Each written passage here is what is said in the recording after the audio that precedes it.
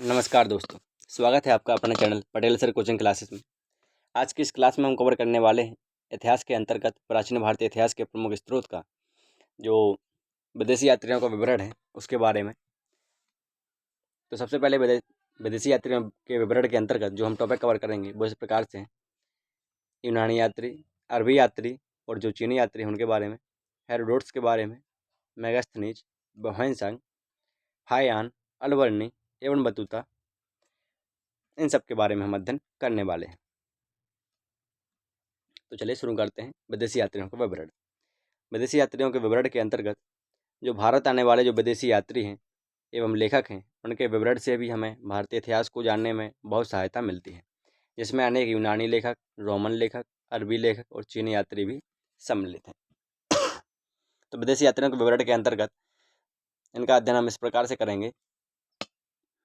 जो यूनानी अरबी लेखक हैं, चीनी लेखक हैं और रोमन लेखक हैं, इनके अलग अलग अध्ययन करेंगे हम, क्योंकि जो विदेशी यात्री हैं इनका जो विवरण है इससे हमें भारत आने वाले जो विभिन्न विदेशी यात्री और लेखक हैं इनके विवरण से हमें भारतीय इतिहास को जानने में पर्याप्त सहायता मिलती है।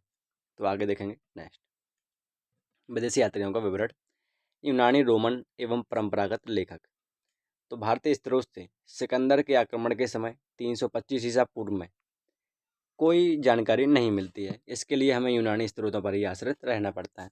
कहने का तात्पर्य है कि जो भारतीय स्रोत हैं और प्राचीन पुरातात्विक स्रोत मान लो या साहित्य के स्रोत मान लो या किसी प्रकार का स्रोत, तो सिकंदर के आक्रमण के समय सन 325 ईसा पूर्व में की कोई भी जानकारी हमें नहीं मिलती है इन प्रकार के स्रोतों से। तो इसके लिए हमें यूनानी जो स्रोत हैं उन्हीं पर आश्रित रहना पड़ता है।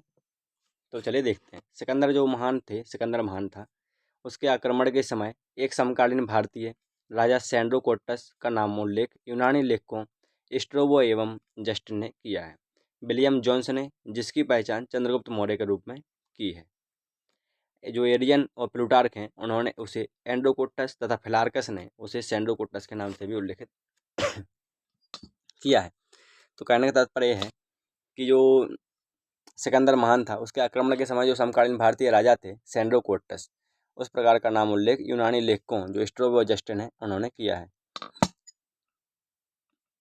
तो सिकंदर महान के आक्रमण के समय एक समकालीन भारतीय राजा जो भी हो, तो उसका जो स्ट्रोबो और जस्टिन है उन्होंने सैंड्रोकोटस के नाम से उसका उल्लेख किया है। और आगे जो विलियम जोन्स हैं उन्होंने उसकी पहचान चंद्रगुप्त मौर्य के रूप में बताई है कि जो सैंड्रोकोटस नामन जो समकालीन भारतीय राजा था सिकंदर महान के आक्रमण के समय, वो सैंड्रोकोटस के रूप में उसकी पहचान विलियम जोन्स ने की है। और विलियम जोन्स ने बताया है कि जो स्ट्रेबो एवं जस्टिन ने कहा है कि यह सैंड्रोकोटस है, तो सैंड्रोकोटस की पहचान विलियम जोन्स ने की है चंद्रगुप्त मौर्य के रूप में। और आगे जो एरियन तथा प्लूटार्क हैं उन्होंने उसी राजा को सिकंदर के महान के आक्रमण के समय जो समकालीन भारतीय राजा था उसी को एंड्रोकोटस कहा है, तथा जो फिलार्कस हैं उन्होंने सिकंदर महान के आक्रमण के समय जो समकालीन भारतीय राजा था उसे सैंड्रोकोटस के नाम से उल्लेखित किया है। आगे देखेंगे नेक्स्ट जो विदेशी यात्रियों के विवरण के आधार पर जो स्ट्रेबो हैं और डायोडोरस हैं, पिल्ली और एरियन नामक जो यूनानी विद्वान हैं उन्हें क्लासिकल लेखक के रूप में भी जाने जाते हैं वो लोग। तो इसको आप याद रखेंगे इस पॉइंट को कि कभी कभी पूछ ले जाए क्लासिकल लेखक के रूप में कौन कौन से लेखक या यात्री विदेशी यात्री जाने जाते हैं, तो स्ट्रेबो, डायोडोरस, पिल्ली और एरियन नामक जो यूनानी विद्वान हैं वो क्लासिकल लेखक के रूप में जाने जाते हैं। आगे देखेंगे नेक्स्ट जो विदेशी यात्री हैं टेसियस, उनके बारे में। तो टेसियस ईरानी राजवैद्य था जिसने मात्र ईरानी अधिकारियों से ही भारत विषयक ज्ञान प्राप्त करके अपना विवरण लिखा था। तो टेसियस नामक जो विदेशी यात्री था वो एक ईरानी राजवैद्य था और उसने अपना जो विवरण लिखा है वो मात्र ईरानी अधिकारियों से ही भारत विषयक ज्ञान प्राप्त करके अपना विवरण लिखा है। आगे देखेंगे जो विदेशी यात्री एक और हैं हेरोडेट्स, उनके बारे में। तो हेरोडोट्स जो हैं उन्हें इतिहास का पिता भी कहा जाता है और इतिहास के पिता कहलाने वाले हेरोडोट्स ने अपने ग्रंथ जो उनका हिस्टोरिका है उसमें शताब्दी ईसा पूर्व के भारत फारस संबंध का वर्णन अनुश्रुतियों के आधार पर किया है। तो जो विदेशी यात्री थे हेरोडोट्स, वो इतिहास के पिता कहे जाते हैं। इसको आप याद रखेंगे कि कभी कभी पूछ लिया जाता है कि इतिहास का पिता किसे माना जाता है, किस विदेशी यात्री को, तो हेरोडोट्स को इतिहास का पिता कहा जाता है। और हेरोडोट्स का जो ग्रंथ है अपना उसे वह कौन है, तो वो है हिस्टोरिका। हेरोडोट्स का अपना ग्रंथ है हिस्टोरिका जिसमें उन्होंने भारत फारस संबंध का वर्णन किया है। आगे देखेंगे जो अगले विदेशी यात्री हैं निरयाकस, आर्नेसिक्रेटिस एवं अरिस्टोबुलस के बारे में। तो सिकंदर के साथ भारत आने वाले इन लेखकों के विवरण अधिक प्रमाणिक माने गए हैं, निरयाकस के, आर्नेसिक्रेटिस के और अरिस्टोबुलस के। आगे देखेंगे एक और विदेशी यात्री मेगास्थनीज के बारे में। तो मेगास्थनीज यह सेल्यूकस निकेटर के राजदूत था जो चंद्रगुप्त मौर्य के राज दरबार में आया था। इसने अपनी पुस्तक इंडिका में मौर्य युगीन समाज एवं संस्कृति के विषय में लिखा है। तो क्वेश्चन कुछ इस प्रकार से बनता है कि जो मेगास्थनीज विदेशी यात्री जो मेगास्थनीज थे वो किस के राजदूत थे? तो वो थे सेल्यूकस निकेटर के राजदूत। और वो किसके राज दरबार में मेगास्थनीज आया था? तो वो आया था चंद्रगुप्त मौर्य के दरबार में। और मेगास्थनीज की पुस्तका कौन है? तो वो पुस्तका है इंडिका। और मेगास्थनीज ने अपनी पुस्तका इंडिका में किसके बारे में वर्णन किया है? तो वो किया है मौर्य युगीन समाज के बारे में एवं उसकी संस्कृति के विषय के बारे में लिखा है मेगास्थनीज ने मौर्य युगीन समाज एवं संस्कृति के बारे में। तो इन सभी पॉइंटों को आप याद रखेंगे क्योंकि इसी प्रकार से क्वेश्चन बनता है, इसी प्रकार से क्वेश्चन पूछते हैं। और आगे देखेंगे डाइमेकस के बारे में। तो जो विदेशी यात्री थे डाइमेकस, वह सीरियन नरेश अंतियोकस के राजदूत के रूप में आए थे जो बिंदुसार के राजदूत के रूप में राज दरबार में आया था। इसका विवरण भी मौर्य युग से संबंधित था। तो इसमें भी जो पॉइंट याद करने योग्य है इस प्रकार से है कि विदेशी यात्री डाइमेकस जो था वह सीरियन नरेश अंतियोकस का राजदूत था। और कभी कभी पूछ लिया जाए कि डाइमेकस किसके राज दरबार में आया था? तो वो बिंदुसार के दरबार में आया था। और डाइमेकस का जो विवरण है वो किस युग से संबंधित है? वो मौर्य युग से संबंधित है। तो इन सभी पॉइंटों को आप याद रखेंगे। और इसका एक और पॉइंट जो है वो है डाइमेकस किस राजा का समकालीन था या किसका राजदूत था? तो वो सीरियन नरेश अंत्योकस का राजदूत था, बिंदुसार राजा के दरबार में आया था। आगे देखेंगे नेक्स्ट डायोनिसियस। जो विदेशी यात्री हैं डायोनिसियस वो मिस्र नरेश टॉलमी फिलाडेल्फस के राजदूत थे जो अशोक के दरबार में आए थे। तो इसका भी जो पॉइंट याद करने होंगे वो इस प्रकार से है कि डायोनिसियस किस राजा का राजदूत था? तो वो था मिस्र नरेश जो टॉलमी फिलाडेल्फस हैं उनका राजदूत था डायोनिसियस। और डायोनिसियस किसके राज दरबार में आया था? तो डायोनिसियस अशोक के राज दरबार में आया था। आगे देखेंगे नेक्स्ट टॉलमी के बारे में। तो जो टॉलमी थे इन्होंने दूसरी शताब्दी में भारत का भूगोल नामक पुस्तक लिखी थी। तो इसकी कभी पुस्तक पूछ ली जाए कि भारत का भूगोल नामक पुस्तक के लेखक कौन है? तो वो है टॉलमी। आगे देखेंगे प्लिनी के बारे में, लेखक के बारे में। तो प्लिनी इसने प्रथम शताब्दी में नेचुरल हिस्ट्री नामक पुस्तक लिखी थी। इसमें भारतीय पशुओं, पेड़ पौधों और खनिज पदार्थों के आदि आदि के बारे में विवरण मिलता है।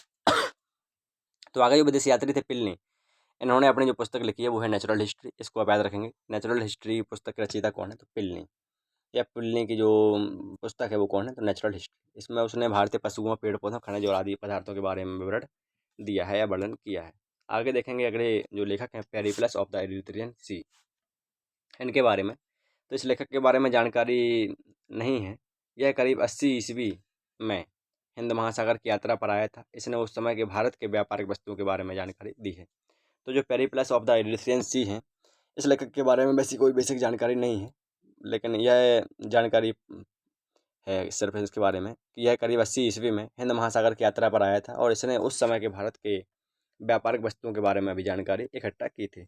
आगे देखेंगे जो विदेशी चीनी यात्री हैं फायान, उनके बारे में। तो यह एक चीनी यात्री थे जो गुप्त नरेश चंद्रगुप्त द्वितीय के दरबार में आया था। इसने अपने विवरण में मध्य प्रदेश के समाज एवं संस्कृति के बारे में वर्णन किया है। इसने मध्य प्रदेश की जनता को सुख एवं समृद्ध बनाया है। यह 14 वर्षों तक भारत में रहा। तो कभी जो फायान जो चीनी यात्री था इसके बारे में पूछा जाता है कि फायान एक ऐसा यात्री था, चीनी, अरबी, यूनानी, तो वो था फायान चीनी यात्री। और फायान किस शासक के शासनकाल में आया था? तो वो चंद्रगुप्त द्वितीय के दरबार में आया था। इसने फायान नामक जो चीनी यात्री था उसने अपने विवरण में किसके बारे में बताया है? तो मध्य प्रदेश की जो समाज एवं संस्कृति है उसके बारे में बताया है। एक क्वेश्चन और बन सकता है इसमें से कि फायान कितने वर्षों तक भारत में रहा? तो फायान 14 वर्षों तक भारत में रहा। आगे देखेंगे नेक्स्ट अगले एक और यात्री के बारे में, संयोगन के बारे में। तो यह 518 ईस्वी में भारत आया था। इसने अपने 3 वर्षों की यात्रा में बौद्ध धर्म की प्राप्तियां एकत्रित की थी।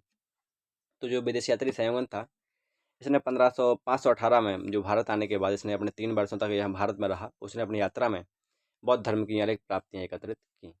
आगे देखेंगे नेक्स्ट ह्वेनसांग के बारे में। ह्वेनसांग जो यात्री था वो हर्षवर्धन के शासनकाल में भारत आया था। ह्वेनसांग 629 में चीन भारतवर्ष के लिए प्रस्थान किया। चीन से भारतवर्ष के लिए उसने प्रस्थान किया था ह्वेनसांग ने 629 ईस्वी में। और लगभग 1 वर्ष की यात्रा के बाद सर्वप्रथम यह भारतीय राजा कपिसा पहुंचा। भारतीय राज्य जो कपिसा है वहाँ उधर गया और भारत में 15 वर्षों तक ठहर कर 615 में ईस्वी में चीन लौट गया।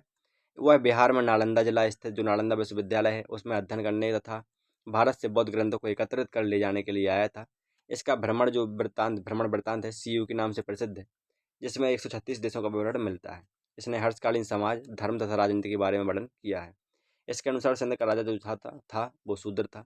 हुआनसांग ने बुद्ध की प्रतिमा के साथ सूर्य और शिव की प्रतिमाओं का भी पूजन किया है।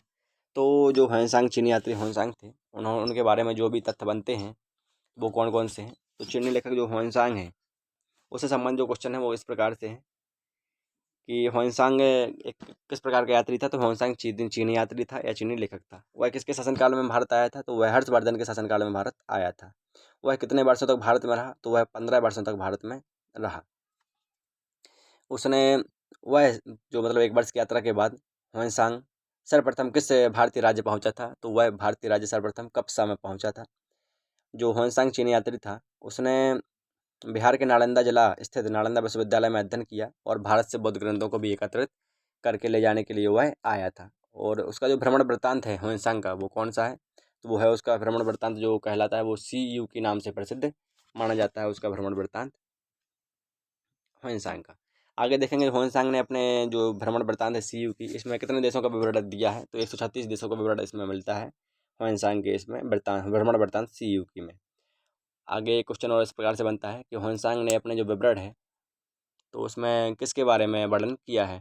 तो हुआनसांग ने अपने विवरण में हर्षकालीन जो समाज है, राजा हर्षवर्धन के शासनकाल के समय की जो समाज है तथा धर्म तथा राजनीति है उसके बारे में वर्णन किया है। और हुआनसांग का किस चीनी लेखक ने यह बताया कि किस चीनी लेखक के अनुसार सिंध का राजा शूद्र था। तो हुआनसांग के अनुसार चीन जो सिंध का राजा था वो शूद्र था। इस प्रकार के इससे क्वेश्चन बनते हैं चीनी यात्री हुआनसांग से। आगे देखेंगे नेक्स्ट इत सिंह के बारे में। तो इत सिंह यह 7वीं शताब्दी के अंत में भारत आया था। इसने अपने विवरण में नालंदा विश्वविद्यालय तथा अपने समय के भारत का वर्णन किया है। तो इत सिंह जो हैं लेखक उन्होंने अपने विवरण में नालंदा विश्वविद्यालय तथा अपने समय के भारत के वर्णन किया है। आगे देखेंगे नेक्स्ट जो अरबी यात्री हैं अलबर्नी उनके बारे में। तो यह महमूद गजनबी के समय भारत आया था। अरबों में लिखी गई उसकी कृति जो है किताब उल हिंद पर तहकीक हिंद भारत की खोज आज भी इतिहासकारों के लिए एक महत्वपूर्ण स्रोत है। यह एक विस्तृत ग्रंथ है जो धर्म और दर्शन, त्यौहार, खगोल विज्ञान, कीमिया, रीति रिवाजों, प्रथाओं, सामाजिक जीवन, भारतीय तथा मापन विधियों, भारतल तथा मापन विधियों, मूर्तिकला, कानून, माप विज्ञान आदि विषयों के आधार पर अध्यायों में विभाजित है। इसमें राजपूतकालीन समाज, धर्म, रीति रिवाज, राजनीति आदि पर सुंदर प्रकाश डाला गया है। तो कहने का तात्पर्य यह है कि जो अलबर्नी जो लेखक था या यात्री था तो वो अरबी यात्री था एक। और उसकी जो वो कभी कभी पूछ लिया जाता है क्वेश्चन के तौर पर कि अलबर्नी किसके शासनकाल में भारत आया था। तो महमूद गजनबी के शासनकाल में भारत आया था। और अलबर्नी जो है उसकी कृति कौन सी है या रचना कौन सी है। तो किताब उल हिंद या तहकीक हिंद या भारत की खोज अलबर्नी की रचना है। तो इसका उल्टा भी पूछ सकते हैं किताब उल हिंद या तहकीक हिंद भारत की खोज किसकी रचना है। तो अलबर्नी की रचना है। जो इतिहासकार हैं अलबर्नी इसने महत्वपूर्ण योगदान दिया है अपने विदेशी यात्रियों के जो विवरण के समय कि इसने अपने जो विवरण है उसमें विस्तृत ग्रंथ में लिखा है इसने किताब उल हिंद में या तहकीक हिंद में कि धर्म, दर्शन और त्यौहार, खगोल विज्ञान के बारे में बताया है, कीमिया अर्थात रसायन के बारे में बताया है, रीति रिवाजों उस समय के जो रीति रिवाज थे, प्रथाएं थी उसके बारे में, धार्मिक विश्वास के बारे में और सामाजिक जीवन के बारे में भी बताया है किस प्रकार की आर्थिक सामाजिक जीवन था। और भारत तल जो भी उस समय के लिए वजन तौलने या मापने के लिए जो इकाइयाँ थीं उस समय का वर्णन भी उसने किया है अलबर्नी ने अपनी किताब उल हिंद में तहकीक हिंद में। और अधिकतर माना जाए तो एक क्वेश्चन और इस प्रकार से बन सकता है कि अलबर्नी ने अपने विवरण में किसका वर्णन किया है। तो राजपूतकालीन समाज, धर्म, रीति रिवाज आदि और राजनीति पर सुंदर प्रकाश डाला है अलबर्नी ने। आगे देखेंगे नेक्स्ट इब्न बतूता। तो इब्न बतूता एक मोरक्को यात्री था। इसके द्वारा अरबी भाषा में लिखा गया उसका जो यात्रा वृत्तांत है जिसे रहला कहा जाता है 14वीं शताब्दी में भारतीय उपमहाद्वीप के सामाजिक सांस्कृतिक जीवन के विषय में बहुत ही प्रचुर तथा सबसे रोचक जानकारियाँ देता है। 1333 ईस्वी में दिल्ली पहुंचने पर इसकी विद्वत्ता से प्रभावित होकर सुल्तान मोहम्मद बिन तुगलक ने उसे दिल्ली का काजी या न्यायाधीश नियुक्त किया था। तो आगे देखेंगे कि इसमें जो क्वेश्चन पूछा जाता है इब्न बतूता से, जो विदेशी यात्री हैं इब्न बतूता, तो वो अरबी यात्री था एक, जो मोरक्को से संबंधित है। आगे देखेंगे इसके द्वारा जो अरबी भाषा में इब्न बतूता के द्वारा जो अरबी भाषा में ग्रंथ लिखा गया था उसे क्या कहते हैं, उसे कहते हैं रहला। तो इब्न बतूता का जो यात्रा वृत्तांत है उसे रहला के नाम से जाना जाता है, इसको आप याद रखेंगे। आगे देखेंगे कि इसने अपने जो रहला है यात्रा वृत्तांत, इसमें किसका वर्णन किया है, तो इसने सुल्तान मोहम्मद बिन तुगलक के समय की सामाजिक जो भारतीय उपमहाद्वीप है उसके बारे में भी, उसके सामाजिक सांस्कृतिक जीवन के विषय में प्रचुर जानकारियाँ और रोचक जानकारियाँ इसने दी हैं। और इसके बारे में यह भी मान्यता है कि जो सुल्तान मोहम्मद बिन तुगलक थे उन्होंने इसे दिल्ली का काजी या न्यायाधीश भी नियुक्त किया था। इसकी विद्वता या विद्वान, इसके जो बुद्धि क्षमता थी, इसके आधार पर सुल्तान मोहम्मद बिन तुगलक जो थे उन्होंने इसे काजी या न्यायाधीश नियुक्त किया था। तो इसमें एक क्वेश्चन इस प्रकार से ही बनेगा, इब्न बतूता किसके शासनकाल में भारत आया था, तो यह मोहम्मद बिन तुगलक के शासनकाल में भारत आया था इब्न बतूता। और इसका जो ग्रंथ है यात्रा वृत्तांत वो है रहला। आगे देखेंगे विदेशी यात्रियों के विवरण के अंतर्गत सुलेमान के बारे में। तो सुलेमान नामक जो अरबी यात्री थे, भारत आने वाले अरबी यात्री सुलेमान ने प्रतिहार और पाल राजाओं के विषय में लिखा है। उसने पाल साम्राज्य को रहमा, धर्म या धर्मपाल कहा है। तो इससे जो क्वेश्चन बनता है वो इस प्रकार से बनेगा कि सुलेमान किस प्रकार के यात्री थे, तो सुलेमान अरबी यात्री थे।